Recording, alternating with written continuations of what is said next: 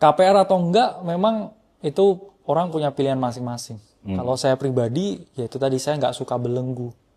Apalagi saya ngomong instant gratification yang saya terima itu di depan. Rumah memang saya nikmati ke depan. Tapi saya ngomong rasa senengnya punya rumah baru itu paling kan 4 bulan. Tapi setelah itu saya harus kayak nanggung biaya bulanannya, maintenance-nya. Kemudian belum juga ya, saya harus kayak bayar KPR-nya selama 10 tahun lebih. Jadi saya nggak suka sesuatu yang saya nikmati di depan tapi saya tanggung belakang. Tapi memang saya ngomong banyak sekali teman-teman kita sekarang yang punya mindset ya daripada kita nyewa, mending kita punya. Nah, Meskipun menanggung sengsara kan gitu. jadi Iya. Oke. Bang Ferry gimana pandangan tentang KPR? Tergantung sih, tergantung kondisinya juga ya. Kalau misalnya kita kan dibuild dari background yang berbeda-beda dan kapital yang berbeda-beda ya kan. Iya. Nah, masalah isu rumah itu kan udah masuk dia dalam ekonomi itu kan primer ya. Primer banget sana papan. Nah, kalau di situasi gue waktu itu ngambil KPR adalah keluarga dari istri belum punya rumah, gue juga belum punya rumah di Jakarta.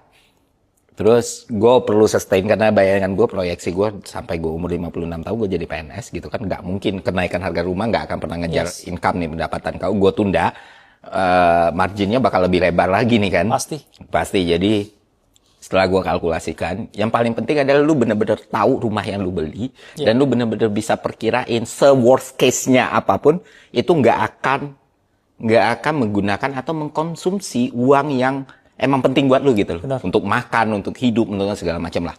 Karena di beberapa aspek gue ngelihat, wah ini harusnya gue ambil nih, walaupun KPR-nya. Dan gue bener-bener setuju dengan apa yang lu bilang ya. Kalau lu punya kapital, lu punya modal untuk nggak perlu ngutang ya nggak usah ngutang. Ngutang itu adalah keputusan decision ekonomi yang buruk nih, apalagi di level konsumen gitu ya.